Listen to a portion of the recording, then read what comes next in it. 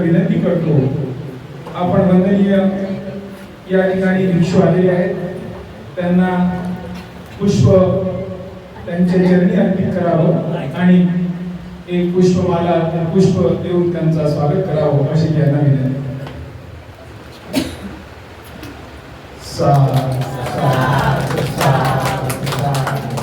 गाण्याने वाजत साधूच म्हणायचं. मंगल मंगल बहुत सब मंगल बहुत सब बहुत सब. आज आपली धम्म रॅली अतिशय मंगलमय वातावरणामध्ये या शाहू गार्डन शाळेपासून सुरुवात झाली. काही वेळांमध्ये आपल्याला भेटी देता आल्या आणि काही ठिकाणी खरोखर काही मंडळी आमची थकली होती. काही ठिकाणी आपल्याला चांगल्या प्रकारे पाणी देण्यात आलं, काही ठिकाणी फुलाचा वर्षाव झाला, काही ठिकाणी सरबत दिल्या गेलं. त्यामुळे काही एनर्जेटिक पॉवर त्या लोकांमध्ये आलं. कारण आमची मंडळी एवढे काही चालत नाही, कारण धम्म हा त्यांना तोपर्यंत नेण्याचा पोहोचवण्याचा काम करतो आहे. आज ते या धम्म मार्गाला येऊन या ठिकाणी आलेले आहात. आपलं सन्मान आदर तीर्थ या मंडळीचा सर्वांचा इंद्रदेव जांभूळकर यांच्या कुटुंबियांनी केलं. आपण येताना जेव्हा आपण बुद्धं शरणं गच्छामि, धम्मं शरणं गच्छामि, संघं गच्छामि या चॅन्टिंग मध्ये होतो, तेव्हा इतर मंडळी सुद्धा आपल्याकडे बघत होते. तेव्हा मी सर्व आपल्या बांधवांना विनंती करतो, आपण सुद्धा समरूप व्हावं, आपण सुद्धा त्यात विलीन व्हावं, आपला हात जोडलेला असावा आणि आपल्या तोंडातून बुद्धं शरणं गच्छामि, धम्मं शरणं गच्छामि, संघं शरणं गच्छामि असावं. काही लोक पाहुण्यासारखे चालले, काही लोकांना वाटलं कुठेतरी आपण एखाद्या मोर्चात चाललो. लक्षात ठेवा, आपण धम्म रॅलीमध्ये आहोत. आपण आदर्श जीवन जगण्याच्या मार्गावर आहोत. ज्यांना ज्यांना आदर्श जीवन जगायचं त्यांनी या मार्गावर यावं, यासाठी संदेश देणारे आपण मंडळी आहोत. लोकांनी आपल्याकडे त्या दृष्टीनं का बघतात? कारण धम्माची रॅली चाललेली, धम्म रॅली चालवणारे हे बुद्ध आहेत. कारण विवेक बुद्धीचा वापर करणारे माणसं आहेत आणि त्यांचा आदर्श सम्यक संबुद्ध आहे. आपल्याकडे सम्यक संबुद्ध का म्हणतो आपण? तथागत भगवान ह्या ज्या पदव्या त्यांच्या समोर खूप कमी आहे. तथागताचा अर्थ जसं जाणलं तसं, याला म्हणतात तथागत. भगवान म्हणजे सर्व भव, जी काही तृष्णा असे त्याचं वहन केलं. या वहन केल्यानंतर तो त्या अशा तळात पोहोचला, सम्यक संबुद्ध एवढे बुद्ध झाले. त्यापैकी हा सिद्धार्थ शुद्धोधन गौतम, हा शुद्धोधन हा जो आहे सम्यक संबुद्ध. आपण बोधिसत्व आणि बुद्धत्व. बोधी म्हणजे काय? हा त्या बुद्धाच्या मार्गावर निघणारा, त्या मार्गावर चाललेले. आपण जे काही मार्गाने चाललो, आपण रॅलीला घेऊन चाललेलो आहोत, हा बुद्धाच्या मार्गी जो जातो त्याला म्हणतात बोधी. ज्यांनी तो मार्ग चालून संपादित केलं तो बोधिसत्व. हा मार्ग ज्यांनी आपलं संपादित केलं तो बोधी. आणि ह्या सर्वातून बाहेर मुक्त झाला तो बुद्धत्व. बुद्धत्वांमध्ये कोणत्याही प्रकारची बुद्ध सर्वांत उच्च कोटीची ही एक जीवनातली सर्वात उच्च कोटीची जी काही घटना असेल, त्या जीवनात घडलेली बाब असेल ती बुद्धत्व आहे. म्हणून जगामध्ये सारे बुद्ध झाले पण सम्यक संबुद्ध एकटा झाला. म्हणून आपण त्याच्या पायाच्या धूळ पण होऊ शकत नाही. म्हणून आपण सतत त्याच्या चरणावरच आपण आपलं डोकं अर्पित करतोय. पुष्प आपण त्यांच्या चरणावरच अर्पित करतोय. आपल्याला एवढी कुवत नाही की त्यांच्या गळ्यात माळ घालण्याची, कारण ते बुद्धत्व आहे. म्हणून आपल्याला सांगितलं की ह्या स्टेजेस, एखादा 10वी पास झाला असेल त्याला 12वी पास व्हावं लागतं, ग्रॅज्युएट व्हावं लागतं, पोस्ट ग्रॅज्युएट व्हावं लागतं, त्यानंतर PhD मिळतं, PhD नंतर DSc मिळतं. आता DSc पदवी कोणी उत्सुक म्हणावं की मी DSc झालो, तर नाही चालत. बुद्धत्व होण्यासाठी ह्या एवढ्या डिग्र्या तुम्हाला मिळवावं लागतं, तसं बुद्धत्व प्राप्त होण्यासाठी एवढी मोठी गोष्ट करावं लागतं. ह्या बुद्धांनी आम्हाला तुमच्या बुद्धीचा विकास करण्यासाठी स्वतःला सांगितलेलं आहे. तुमचा कल्याण कोणीच करणार नाही, म्हणून तुम्हाला तुमच्या बुद्धीचा विकास करायचा आहे. म्हणून तुम्ही त्या बुद्धीला शरण जा. अशी बुद्धी निर्माण करा की ज्या बुद्धीमुळे तुमचं व्यक्तिगत कल्याण होईल, तुमच्या आडोशीचा होईल, पडोशीचा होईल, मागच्याच होईल, पुढच्याच होईल, आणि जे जे तुमच्या संगतीत राहील त्या सर्वांचं होईल. अशी बुद्धीचा वापर तुम्ही करा. म्हणजे तुमची बुद्धीचा हेतू प्रथम कल्याण, मध्यम कल्याण, अंतिम कल्याण. जेव्हा जेव्हा तुमची बुद्धी त्या ठिकाणी शेतामध्ये नांगर घेऊन चालला, नांगर घेऊन शेत, आता नांगर तो आपल्या खांद्यावर घेतलेला होता, खांद्यावर नांगर घेऊन तो शेतामध्ये जात होता. जाता जाता रस्त्यांमध्ये एक योगी, म्हणजे बगरी कपडे घातलेली, केस वाढवलेला, आणि तो चालला होता. तो जाता जाता काय झालं की या शेतकऱ्यांचे नांगरणीचं पाठीमागचा जो काही खाली जमिनीमध्ये टाकतो तो त्याला लागून गेला. लागल्यामुळे काय झालं की त्याचं डोकं फुटलं. डोकं फुटल्यामुळे त्याला राग आला. राग आल्यानंतर त्याला उभं करतो, थांब रे, तू पुढे चालला. तो म्हणते, मी शेतकरी शेतात नांगरायला चाललोय, तुला दिसत नाही? कारण हा वैरागी होता, हा योगी होता. योगीला राग यायला नको होता, पण योगीला राग आला. राग आल्यानंतर योगी का म्हणतो की मी तुला आता शाप देतो, कारण तुझ्यामुळे माझा रक्त डोक्याला लागला आणि रक्त वाहत आहे.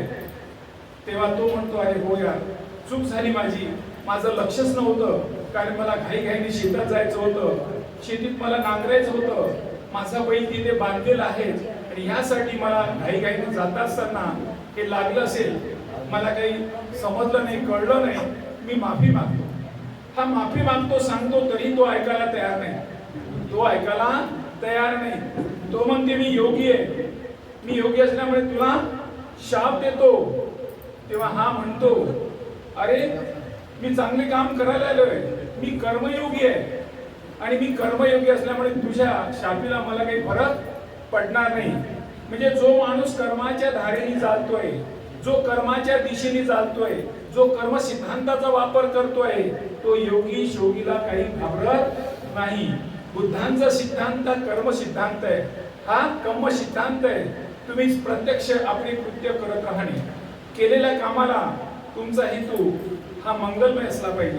म्हणून बुद्धाला आपण नेहमी वरच्या चरणी ठेवतोय, वरच्या स्थानावर ठेवतोय. बुद्ध आमच्या उच्च कोटीच्या स्थानावर असावं, कारण बुद्धांनी आम्हाला ती बुद्धी दिली. म्हणून आम्ही आल्या आल्या बुद्धं शरणं गच्छामि, धम्मं शरणं गच्छामि, संघं शरणं गच्छामि. ती बुद्धी जेव्हा आपण त्याच्या प्रतिमेकडे बसलोय, त्यांच्या फोटोकडे पाहत आहोत, तेव्हा त्यांना म्हणतोय की आम्हाला अशी बुद्धी दे की ज्या बुद्धीने जगाचा, मानवाचा कल्याण झाला. आज देशांमध्ये, जगांमध्ये युद्ध नको, बुद्ध हवा. कारण बुद्धांची गरज ही जगातील प्रत्येक मंडळीला आहे. या जगांमध्ये वेगवेगळ्या धर्मांची लोक आहेत, वेगवेगळे धर्मगुरू होऊन गेली, परंतु आज जी चर्चा होते ती बुद्धांची होते. एकाही धर्मगुरूची चर्चा होत नाही, एकाही कोणत्याही याच्या धर्माबद्दल एवढी चिंतन सांगत नाही. परंतु आज जग या युद्धांमध्ये बुद्धांची गरज आहे असं म्हणतोय.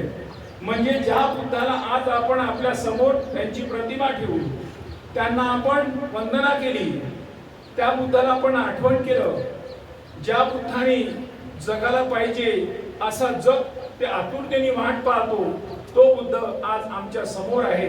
आणि त्या बुद्धाने आम्हाला आज धम्म दिला. तो धम्म आम्हाला जीवन जगण्याचा मार्ग दिला. म्हणून आम्ही त्या धम्माला घेऊन आज इथपर्यंत आलो आहे. अहो, आपण धम्म धम्म धम्म म्हणजे काय? धम्म म्हणजे आदर्श जीवन जगण्याचा मार्ग. जो जो व्यक्ती या मार्गावर जाईल त्याचा कल्याण होईल. कोणी असं सांगू नये की या मार्गावर गेला आणि त्याचा अकल्याण झाला. एकही व्यक्ती बुद्धाच्या मार्गी आला आणि अकल्याण झालं असं एकही उदाहरण आपल्याला देता येत नाही. परंतु जर आपण थेरी गाथा वाचल्यात, आपण थेर गाथा वाचल्यात, कमीत कमी आज आपल्याकडे बघा, महाराष्ट्रामध्ये बाबासाहेबांनी ज्या लोकांना बुद्धांचा धम्म दिला, त्या धम्म ज्या ज्या लोकांनी स्वीकारलं, त्या लोकांच्या जीवनामध्ये झालेला बदल आपल्याला दूर पाहायची गरज नाही. आज आपण ज्या व्यवस्थेमध्ये होतो, ज्या जातीच्या समूहात होतो, त्या जातीच्या बरोबरीला होतो, त्या जातीची विभागणीमध्ये आपल्याला वेगळी जात दिली आणि त्या जातीने त्या जातीला तिलांजली दिली आणि बुद्धांचा धम्म स्वीकारला. म्हणून आज तुमच्या आमच्या जीवनामध्ये कर्मसिद्धांत महत्वाचा आहे.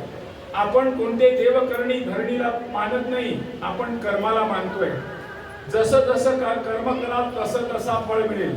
जसं जसं जमिनीमध्ये बीज बोवाल तसं तसं तुम्हाला मिळेल. एकदा काय झालं, निसर्गाचे 3 नियम आहेत.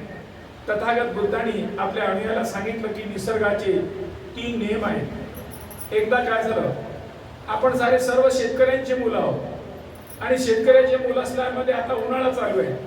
या उन्हाळ्यामध्ये प्रत्येक शेतकरीकडे बघा, तो शेतीच्या कामामध्ये गुंतलेला आहे.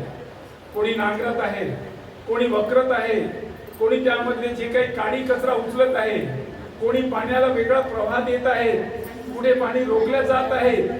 या सर्व गोष्टी असताना या असा शेतकरी तो काम करत आहे उन्हाळ्यामध्ये. त्याचा मागचा हेतू का, की उन्हाळाभर शेतीचा काम होईल, शेतीमधला कचरा जे बाहेर जाईल, नांगरण वखरण डवरण साफ होऊन जाईल आणि तो त्या शेतीमध्ये काय टाकेल, बी टाकेल. बी टाकण्यासाठी तो पाण्याची वाट पाहतो. म्हणजे तो शेतकरी आता बी बियाणे आणून घरी ठेवलेला आहे आणि पाण्याची वाट पाहतोय. एका शेतकऱ्याने काय केलं, बी बियाणं घरी आणलं, पाण्याची वाट पाहत होता. जून महिना लागला, पाणी येऊन गेलं. पाणी आल्यानंतर 8 दिवस झाले, 10 दिवस झाले, 12 दिवस झाले, 15 दिवस झाले, 20 दिवस झाले, त्या शेतकऱ्याने त्या शेतीमध्ये बी टाकलंच नाही. आता मला सांगा की त्या शेतीमधून काय उगवलं असेल, त्या शेतीतून काय निघालं असेल, कारण यांनी शेतीमध्ये बी टाकलंच नाही. तर काय निघालं असेल, तण टाकलेलं आहे का. बुद्ध नेहमी म्हणतो, नकारात्मकता गोष्टी ऑटोमॅटिक येतात, सकारात्मकता टाकावं लागतं.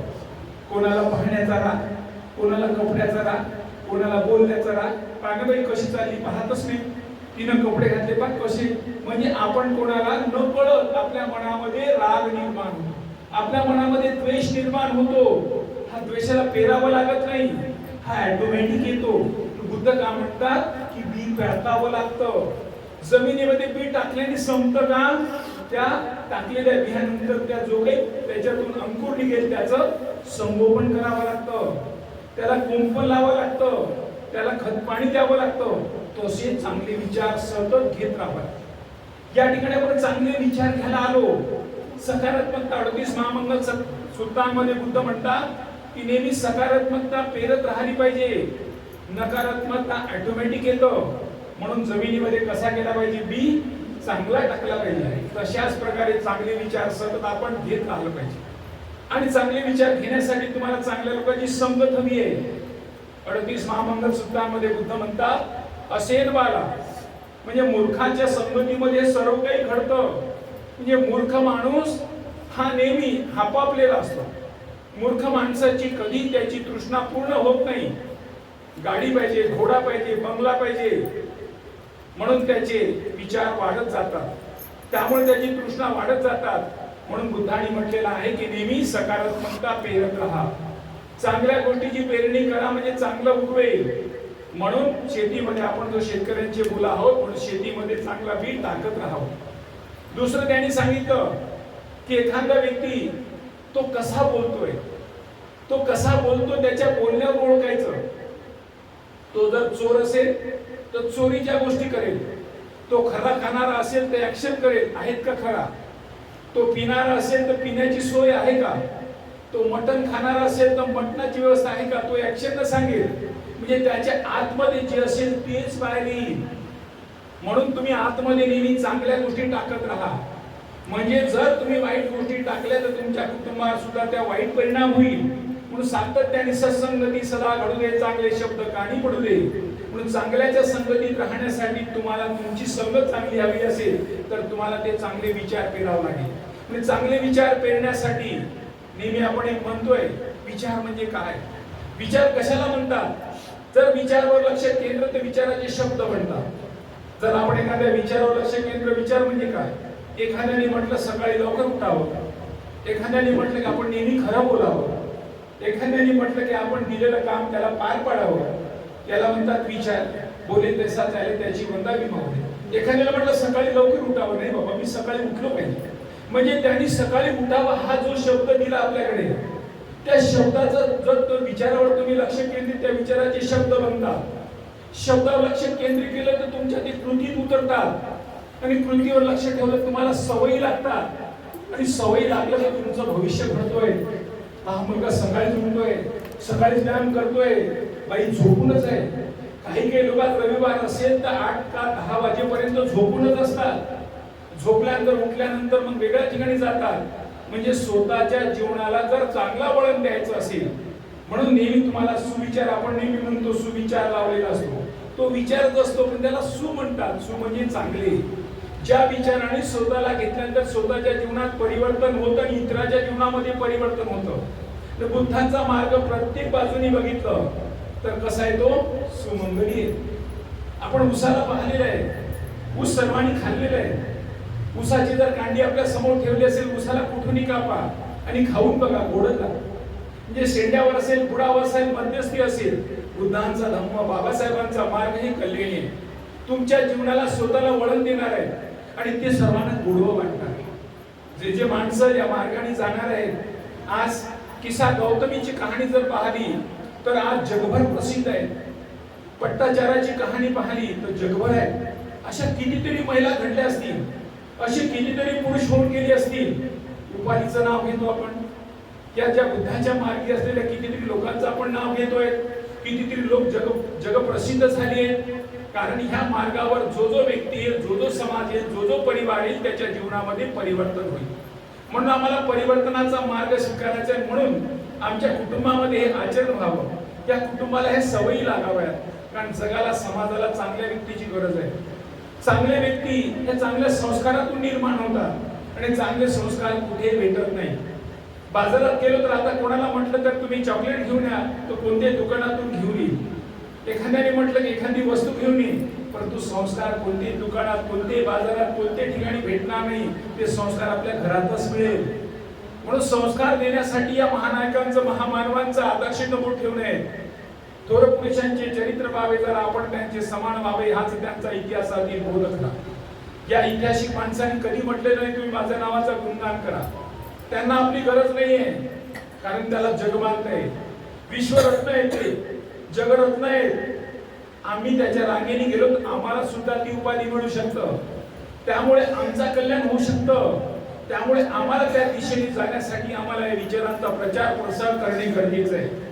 आपण सर्वांना धम्माचा प्रचार व्हावं, प्रसार व्हावं, घराघरात धम्म पोचावं, यासाठी सुरुवात आमच्यापासून झाली पाहिजे. म्हणून आपण जे लोक रॅलीत येत होतो, त्यामुळे सर्वांनी सन्मानजनक आपण नेहमी लक्षात ठेवायचं. रॅलीत येत असताना जो पंचशीलचा दुपट्टा असेल, पंचशील ध्वज असेल, तर दोन्ही हाताने पकडायचं आणि आपल्या डोक्यात समोर ठेवायचं आणि रांगेत चालत असताना बुद्धम शरणं गच्छामी, धम्मम शरणं गच्छामी, संघम शरणं गच्छामी एवढंच म्हणायचं. जर तुम्ही बुद्धांची हेळसांड केली, धम्म कसा आहे, निसर्ग आहे. निसर्ग हा नेहमी मदत करतोय आणि निसर्ग जर निसर्गाची हेळसांड केली तर निसर्ग आमाप असं नुकसान करतोय. लक्षात ठेवा, निसर्गाचं संगोपन करणं गरजेचं आहे. निसर्ग हा काही करू शकतो. भूकंप आणू शकतो, सुनामी आणू शकतो, मोठा कान तुमच्यावर आणून पाडू शकतो. जर तुम्ही निसर्गाला मदत केली तर तुम्हाला निसर्ग धावून येतो. बाबासाहेब बुद्ध हे निसर्ग आहे. त्या निसर्गाच्या सानिध्यात राहिलो तर आपला कल्याण आहे. त्या निसर्गाचा काही तोटा नाहीये, तोटा आपला आहे. म्हणून आपण त्या निसर्ग, म्हणून म्हणता येता वता धम्मदरो यावता बहुबासती. धम्माची हेंडसाळणी करू नका. धम्माची हेंडसाळणी माझ्याकडून जाऊ द्या ना. कुठं रॅली पाहता, कुठं चाललो, लग्नाला चाललो, मैतीला चाललो, फिरायला चाललो, तुम्हाला ते सर्व पाहतात. आता आम्ही असं का म्हणाल तुम्हाला, कारण तुमचं सर्व रेकॉर्डिंग होतं. या फोटोमध्ये तुम्ही चालताना दिसता, तुम्ही फिरताना दिसता, तुम्ही कसे चालत आहात ते सारं दिसतं त्यामध्ये आणि ते लोक पाहतात. हे व्हिडिओ, आज तुमचे रेकॉर्डिंग झालेले व्हिडिओ हे जगभर जात आहे. आपल्या कार्यक्रमाची सर्व आज जे कार्यक्रम होत आहे याची पूर्ण दक्षता घेतल्या जातात.